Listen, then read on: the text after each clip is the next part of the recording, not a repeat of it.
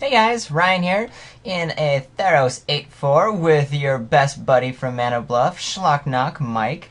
So we opened Fleece Mainline. Okay, I think we'll grab it. It's pretty good.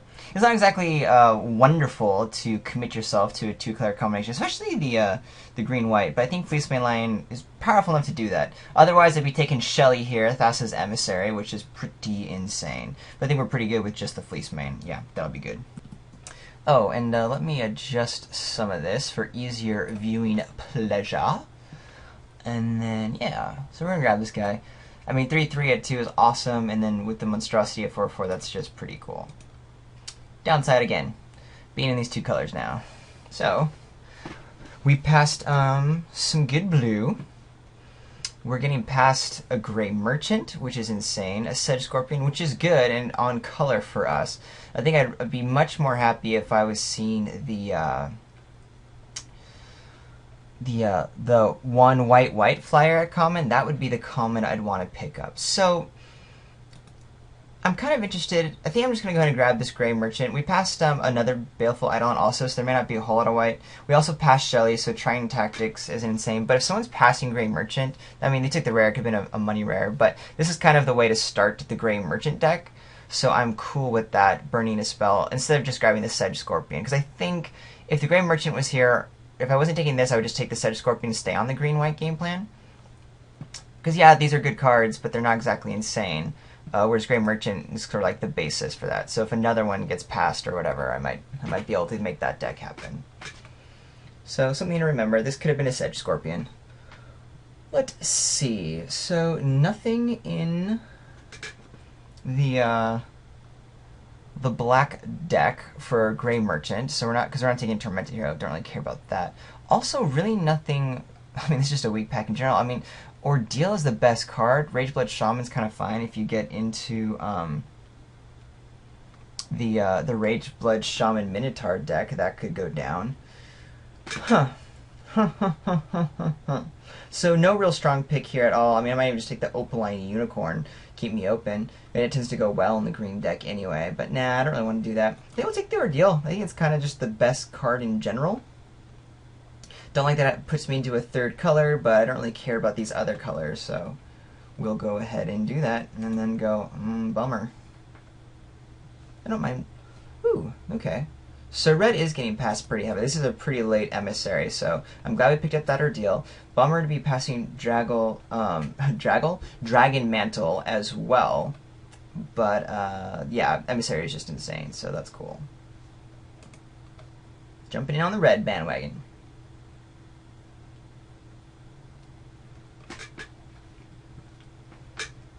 Okay, Crow and Hoplite, maybe. Do red-white, maybe Splash Green for the Lion. I don't think it's a good splash card. It's really more about getting it on turn 2, but you never know. Because the other pick here, I could do Rescue from the Underworld, which does work with the Gray Merchant very coolly. And it could be like, you know, major black, splashing red. I can see that happening. Scourge Mark I'll want if I'm in that deck. So yeah, I think I'm going to take Rescue and start moving in on black-red. Gray Merchant isn't going to be bad even if all I have is a lot of red and some black with the one Rescue. That'll be pretty okay by me. So we'll do that. Officially sad that Fleece Mainline didn't happen. But again, that's kind of the danger that you have when you're going in on those double color cards, because it's just harder to make them work. But we didn't see any really green or white, so. Pick between the Minotaur and the two-headed Cerberus. I'm going to go with the Minotaur because we're hoping to do Gary here, which is what we're going to call our Gray Merchant of Asphodel. I heard someone say that. It definitely was not my idea. Trying Fortune Hunter is best card on the back, and Trying Winds is a good removal spell for the sideboard, but we're going to stick to our colors now, and I think it's going to be a little bit stronger to have the Minotaur here. Okay, red continues to be fairly open. Arena Athlete is great. It's a heroic dude that is good on his own. And you never know, if we get into the Minotaur game plan, we can really get some nutty things happening. But I think Arena Athlete is just going to be strong enough that we snap it over the Minotaur. Wow. So some good cards. I think we're going to take the Fanatic And instead of pushing the Black Devotion, we'll push Red Devotion because that's way more open. Definitely want Dragon Mantle. It's the second wave pass, which isn't good, but hopefully people are picking those up and then not any other kind of red spells. And the Crusade and the Celebrants just aren't even close to it. And we are setting ourselves up to be in a fairly decent Minotaur deck with the Fanatic and our Fellhide Minotaur if we end up seeing some stronger Minotaurs. Here I'll take... I don't really want Demolish. That's kind of a lame sideboard. I think Spark Jolt's the better sideboard card. Crackling Train, Artisan Sorrow are better cards in general, but we'll stick to our colors. You're so not happening anymore. Ooh, Titan Strength, great pickup. Super happy to see that guy. It's a very good combat trick. We'll grab Bronze Sable. Messenger Speed does help with the Fanatic of Mogus Devotion, but I don't want to waste a card on that, so we'll take the Bronze Sable instead, which could make the main deck, or more likely just be a sideboard card. Or if we end up going, you know, one color, then at least it fills out our playables. Yeah, so red's open. That's pretty cool. Rage shouldn't be this late, and definitely not Dragon Mantle. I definitely want Dragon Mantle over Rage at this point. I'm anticipating having removal spells now, and if we start getting some more of those really sweet heroic dudes, then Dragon Mantle is going to be insane. Plus, it's just an aggressive card that's pretty fun. We'll take the Satyr, even though I don't want to play it. Another Sable, whatever. Our 2-drops are lame. I want to remember I have this Spark Jolt. We only have one heroic dude, and that's okay. But Dragon Mantle with our Fanatic is cool. And I think we'll get a Rage of Porphyros at this point in the draft if that's what's wheeling right now. So that's cool. Super cool. I'm not too sure about this black package. Be stoked if we open another Gary, and then we can just be base red with 2 Garys and a Rescue from the Underworld. I'm way okay with that. Okay. Anger of the Gods is pretty good. Is this the deck that wants Anger of the Gods? I don't know how aggressive we're going to be, so Anger of the Gods could be pretty sweet. I'm going to grab it. I think there's enough board states where we can make it a huge value play. The alternative would be taking Lash the Whips or the Cavern Lampid, which are also very good. Again, here's that Rage. This might actually table this time. Flame Speaker Adept I'd be fine having, because I probably will be scrying. It's a fine 3-drop. But yeah, we're just going to stick to the potential blowout card with Anger. Alright, this is kind of a bummer pick for second, although it's not bad, but we're just taking the Borderland Minotaur. Way better to see like this Horizon Scholar or this Nymph over here, even the Hopeful Eidolon in white, and is cool. Arguable that you could start jumping into these colors, as into white, not into the colors, well, not with green. Could start jumping into white, but I think we're just going to stick to the red game plan. And this does work well with the Fanatic of Mogus, and we could end up getting a sweet Minotaur deck passed to us if there's like that uncommon Minotaur passed. I'm going to take the Insatiable Harpy over the Ill-Tempered Cyclops. Yeah, we're jumping up on our 4-drops, and it's going to be harder to cast, but I'm already looking to play a lot of Swamps to cast the Grey Merchant, and I think that'll be pretty cool. Yeah, Freakus Cure or Boon of Erebos my table, I'd be happy to pick those up as well. But I think this Harpy is just that insane. And we are going to be having things like our Dragon Mantle to suit it up, or the Ordeal, which will be cool. Keepsake Organ, awesome in the black deck, really works well with Grey Merchant, and just as a removal spell.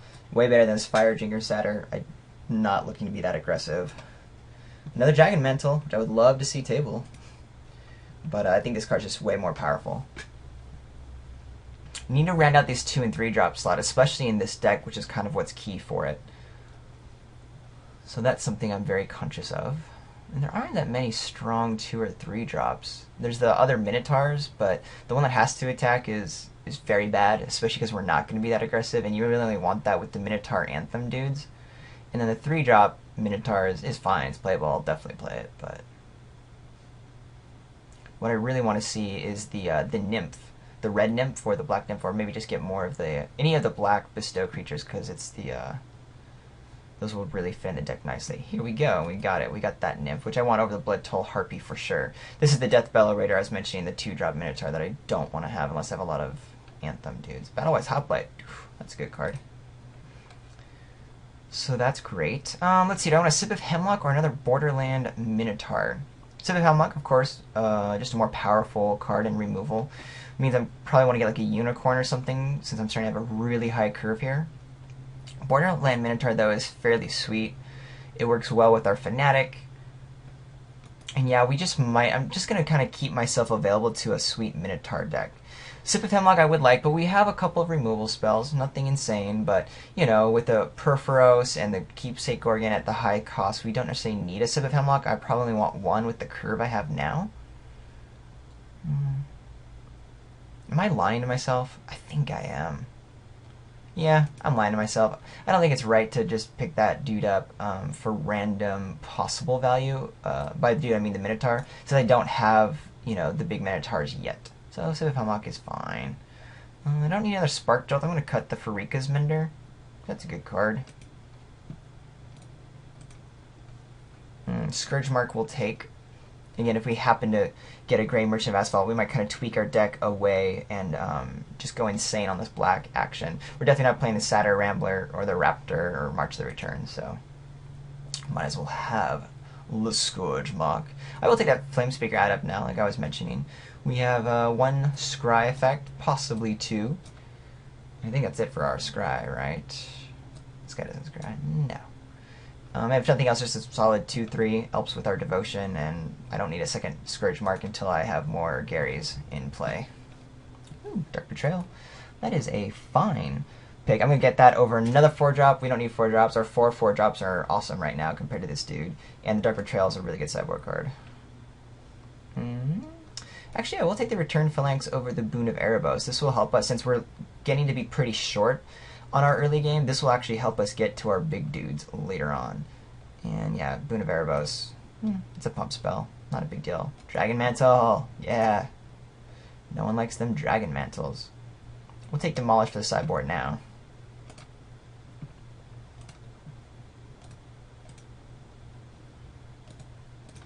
Card that Dark Betrayal, because it's just a sideboard. I'm keeping Spark Jolt, even though it's a sideboard card, just to remember. Same with Scourge Mark. 3-drops are underwhelming besides this Nymph. I would love to have this be more of the Nymph variety than just the Minotaur Flamespeaker Adept variety. Oh, wow. So, yeah, we open a Mythic in our colors. That's insane. I'm not going to complain about that. Probably won't see anything table that's relevant because the Cerberus we're not going to play. Minotaur Skullcleaver might come back. Lash won't exist anymore. But I'm super happy to pass this up and give someone the ordeal. No, no, we're not passing Underworld Cerberus. Yes. Not too sure if Rescue is going to really make the deck. We do have strong cards, and we do have a Fanatic and a Keepsake Organ and a Gary, which work well with Rescue from the Underworld. So yeah, probably playing it. But we are in a late game sort of control-y deck. Our creature quality is super high. That's nice, except for the stupid 3-drops I was telling you. But the Arena Athlete, even as a 2-drop, again, can do some nice things, get some early power down. The main thing is for this deck, now I'm feeling a little bit light on the removal. Would like to see, you know, Lightning Strikes and everything, which we just grabbed. Nykthos could grab for value. That guy's worth like 5 tickets or something right now. But it's not worth passing up a strong card. The Erebos' Emissary is also very good as well. I would maybe pick it over Lightning Strike, except for the fact right now I don't need that in my creature slot at 4, and again, like I was just saying, I need more removal spells. Ooh, Annex and Siamede. That's a cool card. This is a huge pack. We're going to take the Magma Jet over another Rescue from the Underworld, because once again, we just want to round out our removal. I think I'm in the camp of preferring Lightning Strike over Magma Jet, because Magma Jet's only 2 damage, but it certainly is a fine card. But man, look at this. Look at this. We got a Nymph, we got our Hopeful Eidolon online, Nimbus Naiad, Hopeful Eidolon, Annex and Siamede, which is just insane, and I would even splash white for, but whatever. Not worth it. Portent of Betrayal, Rescue is fine, but yeah, this is just a really good pack. Really glad that we were able to pick up those removal spells. Now here's an interesting decision. I'm kind of interested in this Opaline Unicorn since we have so many things I want to be doing with my mana late game. This can really help us get there. So that's cool. And I think I am. I would say Dragon Mantle and Titan Strength are better cards than Opaline Unicorn, but already having 1 strength in 2 Dragon Mantles mean I'm really looking to play less of those.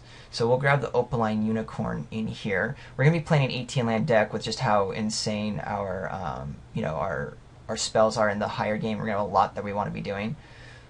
So I think we'll pick up this Unicorn. We might even get another Titan Strength or Dragon Mantle in this thing. Wow, okay. So I was first looking at this Nymph because I wanted, but man, having 2 Gray Merchants we're going to play along with Rescue. We don't have a huge devotion cost to black, but of the black cards we have, there's just enough happening to where it'll be relevant, especially with Rescue.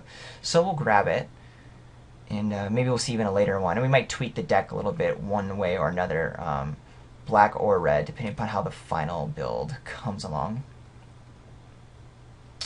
Well now, so Tamarind, this is not the deck for it, unfortunately. I mean, I think this card can be okay, and it definitely closes out games.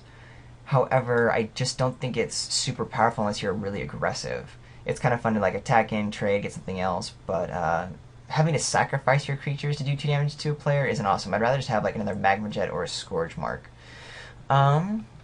If I had been more on the black game plan earlier, I would be taking like this Minotaur, the Scourge Mark, and really trying to make this devotion to black work, but that's not the case.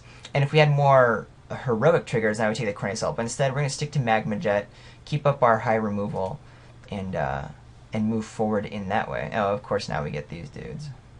Well, I was hoping to not have to make this decision until deck building to really see where I was at. I'm trying to decide. I don't think the Borderland Minotaur is going to be played because we're going to kind of skew towards black. Maybe not even play Anger of the Gods unless it's a sideboard card. So I think I'm going to take the Ill-Tempered Cyclops. But if we're really skewing towards black, maybe I do just take the Disciple of Phoenix. We have these double Gray Merchants. I would love both. No, I think having 2 Gray Merchants means I really care about my devotion now. So we're going to grab this dude, replace the Borderland Minotaur, and start getting Gray Merchant to be just nutty. Take another Arena Athlete. It's fine in the 2-drop slot. Will help us if we need to face off against some aggressive guys. We just have so much to be doing now. So much. Skull Cleaver. Better. I don't need any of the other guys. Take the Minotaur in case we want to go all in on some black devotions. I don't think so. We do have the Fanatic of Mogus, so there's still value in that. Take the Potent. Yes, yes, yes. Another Dragon Mantle. Okay. I want to start cutting. I have some strong decisions that need to be made here and mostly it's going to revolve around how much do I want to be setting up my deck to take advantage of the Gray Merchants versus just having alone by themselves powerful decks. Because the deck isn't overly synergistic with the Gray Merchants since I was so much in on the red thing. But there's a couple of hidden Scourge Marks. I'm definitely playing the Unicorn in order to get things going early, so give me some seconds to think. Okay, so I had a little bit of difficulty building this deck, and I ultimately decided we're going to try and see if we can get the power level off of these Garys with one rescue from the Underworld. So I'm definitely hedging towards that game plan. It could be possible that it's more powerful to have all these Dragon Mantles and these nice red cards in instead of prioritizing like the Scourge Marks and Gary and all of that. But I think with the Underworld Cerberus or Gorgon, we just want to get to this late game with the 5-drops. Which is why we have this Fellhide Minotaur in, which is one of our weaker cards. Even Flamespear Adept, which all we have is a Magma Jet and a Titan Strength to trigger off of. There's not, it's just, you'll see we're getting to late game with this. So I'm going to play 18 lands. I'm not playing Anger of the Gods because it kills a lot of our creatures, even though it is a great sort of early board sweep, so I'm interested in it. But there wasn't anything I wanted to pull out, but I'm definitely aware of this in this sideboard. We could always get a lot more aggressive. I feel like that's the case with the opponent, with having a bunch of Dragon Mantles.